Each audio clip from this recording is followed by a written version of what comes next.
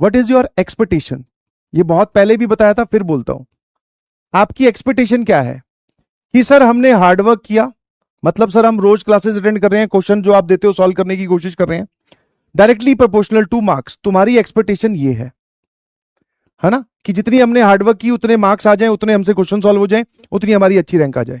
But this is not the reality. Now welcome to the reality. Reality में क्या होता है, आप हार्डवर्क करते रहोगे, डे 1, डे 2, डे 3 करते करते सर कहीं डे 30 पर जाकर आपको कुछ कुछ चेंज अपने अंदर देखने को मिलेगा। कुछ कुछ चेंज कि हाँ यार, पहले डे 1 पे मेरे से 10 क्वेश्चन नहीं हो रहे थे, आज डे 30 पर मुझसे 3 क्वेश्चन नहीं हो रहे, 7 क्वेश्चन का इंप्रूवमेंट हुआ है, बट ये डे 30 पर जाकर दिखाई देगा। इसके बीच में क्या होने वाला है आप मानोगे भी नहीं। डे 1 सर बहुत बेकार, डे 2 डीमोटिवेशन, क्वेश्चन नहीं सॉल्व हो रहे, फिर ऐसे करते करते सर डे 7 नेगेटिविटी, हमने वो वहां स्टडी टेबल ही छोड़ दी सर, है ना, डिस्ट्रैक्शन में चले गए, बीच में सब आ जाएगा, ध्यान रखना।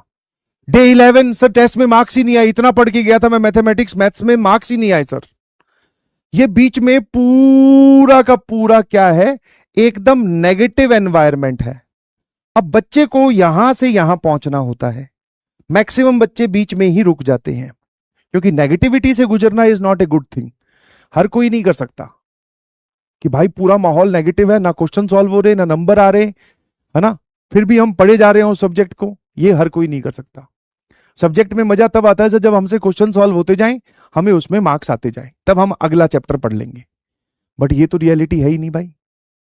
बीच में इतना घना नेगेटिव एनवायरनमेंट है कि मैक्सिमम बच्चे यहीं रुक जाएंगे।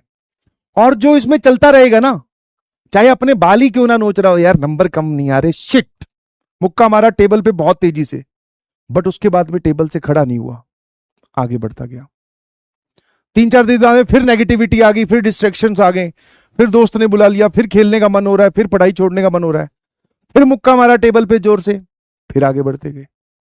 टेबल से खड़े होके नहीं गए सर, टेबल खुद हमें देख रही है कि भाई तेरे को क्या हो गया, तू तो 10th में तो अलग ही था, है ना, नोटिफिकेशन के साथ साथ ही तू 1 घंटा वेस्ट कर दिया था, एक नोटिफिकेशन आई 1 घंटा वेस्ट।